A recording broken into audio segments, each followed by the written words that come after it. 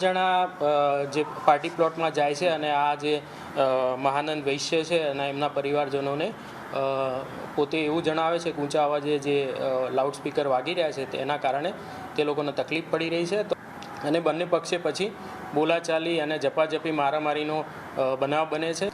બંને પક્ષની સામસામે ક્રોસ એફઆઈઆર નોંધવામાં આવેલી છે અને હાલમાં અત્યારે પોલીસ દ્વારા 7 આરોપી છે એમને હાલ હસ્તગત કરવામાં આવેલા છે। પહેલા એમણે 112 ને કોલ પણ કર્યો અને 112 આવીને એમણે બંધ પણ કરાવી દીધેલું સાઉન્ડ, પરંતુ દીકરીની એન્ટ્રી થતી હતી એટલે ડીજે ફરીથી શરૂ થયું અને રજૂઆત કરવા માટે આ લોકો ત્યાં ગયા અને ફરિયાદીની સાથે આ લોકોની વાતચીતમાંથી પછી થોડા ઉગ્ર થયા અને એ લોકો એકબીજાની સાથે ઘર્ષણ કર્યું। નોકરી પર આવ્યો ત્યારે સિક્યુરિટીએ કીધું કે સાહેબ રાતે ડીજે બહુ વાગ્યું હતું અને મારામારી થઈ, પથ્થરમારો થયો।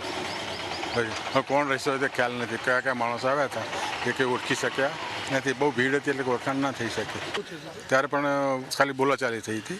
આ લોકો કોઈ બહારના માણસો આવ્યા હતા બધા રિક્ષાઓ ભરીને, એ મને પણ ધમકાવતા હતા કે તમે આ ડીજે કેમ વગાડવા દો છો। મેં કહ્યું અમે તો કહ્યું ભાઈ સરકારે ના પાડી છે, બોર્ડે માર્યું છે, બધા વંચાઈએ છીએ, તેમ છતાં પ્રોગ્રામવાળા વગાડતો તમે શું